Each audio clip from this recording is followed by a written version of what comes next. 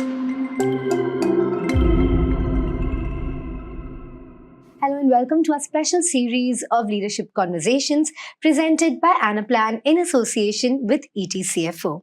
In today's world of volatility and opportunity, it's more important than ever for transformation leaders to make sure that they stay ahead of disruption. Joining us today is one such leader. Please join me in welcoming Arun Bhanumurthy, who heads strategy and transformation at Deepak Fertlisers. Thank you so much for joining us today. Thank you so much. It's a privilege to be here. Thank you. It's our absolute pleasure. Now, when it comes to transformation, there's always a thought that's driving it. So, when it comes to planning, what made you rethink your entire planning process, and what role does technology play in it? See, actually, planning is something which is absolutely basic, because today, if I would look at each of us as individuals, when we first start with a look at our homes, I think that's a place where we do financial planning. We do a lot of logistics and you can say inventory planning. So these are things that have always been with us. It's only when we look at companies, I think it's a little more intense. It requires a lot more thought, because you're talking of big numbers, finances, which are obviously going to be very critical for the business performance. So planning is one of the most critical pieces. What has happened in the point of looking at the magnitude, we look at the granularity of, can I look at using Excel, which is somewhat, very familiar and, used by others, by most people.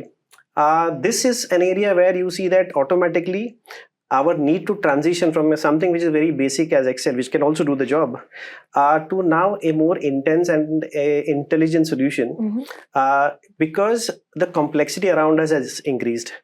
The need to get stakeholders, the need to get different functions from the organization together. If I talk about functions, it's about looking at how does procurement, how does manufacturing, how does finance, how does sales, how does logistics, how does Q&A. In fact, all of these are functions which finally make sure that the order which we have from the customer is getting delivered. So the idea of planning automatically brings together a lot of people. Yeah. And it also is something that does not touch one landscape. That is, we're not talking about one factory. It is multiple functions, multiple units, because we're talking about warehouses in interiors. So it's a lot of geography being covered. There's a lot of breadth and spread. So which to an extent is not possible for us to do very simply using an Excel.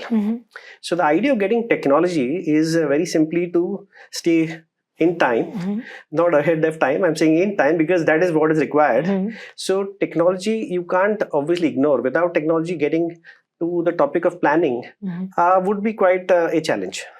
Well, there's so many factors and they're all constantly evolving. So I understand the need to incorporate technology and also to stay in time, to stay ahead of your competition. True. For sure. And because your industry especially is subject to so much volatility when it comes to the markets, there are all the regulator challenges that keep evolving as well. How does planning help you consolidate all these factors? See, you rightly mentioned about a VUCA kind of a world that we live in, and like just to re-emphasize, I belong to an industry which is the chemical industry and into manufacturing. So we are dependent on a lot of raw materials which come, which are connected to the petroleum crude. And just now we hear of an attack by Israel on Iran. It does have an influence on the geography. It does have an influence on the supplies. We get a lot of material from across various geographies, one of them being the Middle East. So you automatically see the influence of an event having an immediate repercussion on supplies, having an immediate repercussion on prices. So the volatility is something that has to automatically get absorbed in the form of possibly replanning, looking at alternatives, possibly looking at the price at which I would want to sell the product in the market. So it would mean that multiple stakeholders again within the organization, multiple stakeholders outside the organization have to all get converged, because what you thought of yesterday is now no more the situation or the scenario.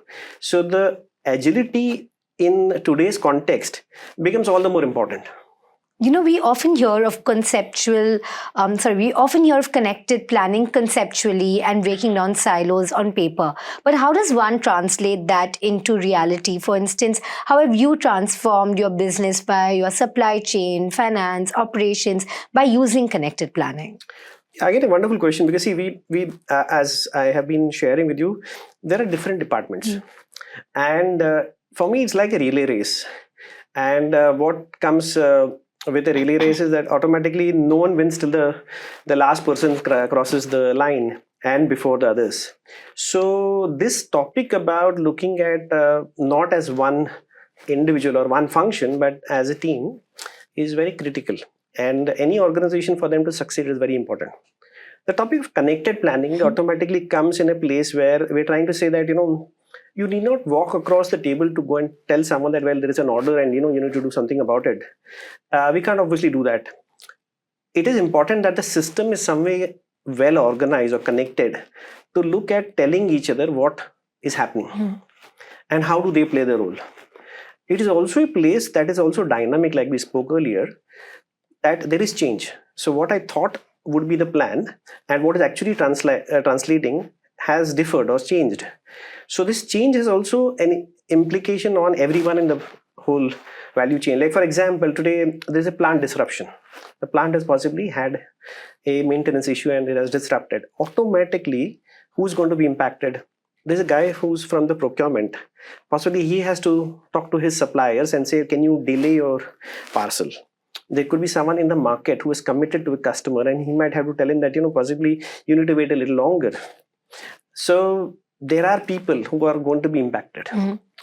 But does an individual go and talk to someone saying, well, this is what happened? No, it's not possible. So the connected planning automatically gets everyone on the same page, because this is how an organization is networked.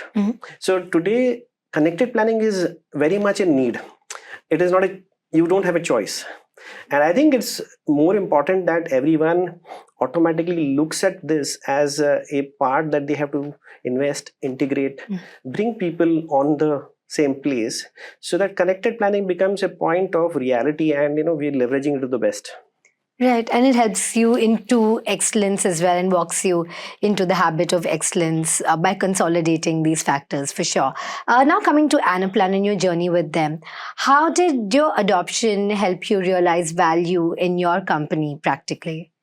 Yeah, so I think it's about now, it's now close to 5 years. So the first thing that we did was looking at getting people to even understand the process or the concept of sales and operations planning, and that was the place. Having embedded the process or the concept, it was important, like we earlier discussed, to connect it with a digital platform. So we were looking out for options of digital platform, and that's when we used the Gartner's Magic Quadrant as a very good reference to see what are the solutions available. And Anaplan was among the top quadrant solutions. So we evaluated Anaplan along with a lot of others. What was importantly different with Anaplan was that it also had financial planning and accounting. So when you look at sales and operations planning and financial accounting, planning and accounting, these are connected pieces, because while I'm looking at S&OP from a volumes perspective, the value or the margins, because ultimately business is out there to make money. So the margins are connected to the financial planning and accounting. So this blend is important for us to help take decisions, take wise decisions, because in an organization that we are now looking at, the dynamism, our ability to look at scenario planning, looking at, how do we take real-time decisions and more smartly, these are important. So coming to also what the value that we possibly have been able to leverage. See, one of the most important things is about breaking the silos. That is getting people connected to one number. So because you don't have someone from sales looking at a different number, from finance looking at a different number, procurement looking at another number. So everyone knows that this is the number that I have to target. What happens next is that you automatically try to look at, accountability getting better, because what is important is, like, everyone has a role to play in the chain. They also see how their roles are connected. That if I have a challenge, or if I don't perform to my plan, I automatically derail the system, and my contribution to the derailment is visible. So accountability automatically gets better. So one of the core topics that we as sales and operation planning look at is given that we have limited resources and there is always a mismatch between demand and supply, the idea is to maximize our capacities so as to get the best margins. So in this particular area, we've been again pretty well equipped because of Anaplan. Our ability to look at scenarios, our ability to possibly react to changes that are happening, because there are things that, like I mentioned, there could be delays in supplies, there could be breakdowns, there could be changes in the marketplace. Each of these demand and supply triggers lead to changes. So our ability to replan and possibly go back and telling the entire value chain what next has been one of the capabilities that we could look at, happening from Anaplan. I would lastly like to say one piece which is very important is about bringing better visibility, helps you bring better accountability. So I think this is the biggest culture shift that you are able to possibly get because of now with the connected planning kind of a environment that you operate in. I think you've explained it and phrased it so well. Everyone looks at the single number, and better visibility leads to better accountability. So that's very well put indeed. Now, as a transformation leader, what helps you drive a culture of agility in your organization? So the word transformation is automatically breaking out a couple of aspects. So one of the topics that when you talk of transformation, it is change. Also, it is about getting collaboration. And there is one element of communication which is critical. So transformation has stakeholders, because when we talk about a transformation, there is people, process, technology. So these are very critical building blocks or resources that you have to automatically ensure are ready in order to embrace this transformation. So for any transformative journey, it is important to firstly get people to understand why are we doing it. So the what's in it for me is a very important part. But it's also critical that every transformative journey has to have a strong leadership buy-in, because these change pieces are better executed when you have top leadership alignment, very clear commitments that this is the way to go, and this is one of the most critical elements or the aspects of ensuring a transformative journey, going the right direction, having the right sponsorship, having the right support. What happens next is that you automatically get people to understand the process. So you obviously look at how is the process simplified, how things getting better from what they were earlier doing. So this part of the what's in it for me has some elements of the process getting simplified. And like I mentioned, technology. The technology is essentially a digital platform, or in terms of automation, these are things that are in some way trying to make things easier. So one is in terms of how do you operate, but it's also in terms of how do you review, how do you take course corrections or changes. So the part of technology again helps in some way bring about speed, bring about a connectedness, like I shared. So when you come back to the topic of transformation, I would say that apart from the leadership elements, we're looking at people, process, and technologies in an equal spirit to try and make sure that these are all rightly handled in order to bring this change effectively. All right. And lastly, as a transformation leader, what advice would you have for fellow transformation leaders who are walking into the new era of business planning? See, I think one of the most, you can say the core parts is the fundamentals. That is the elements of business. What is it that you would want to change?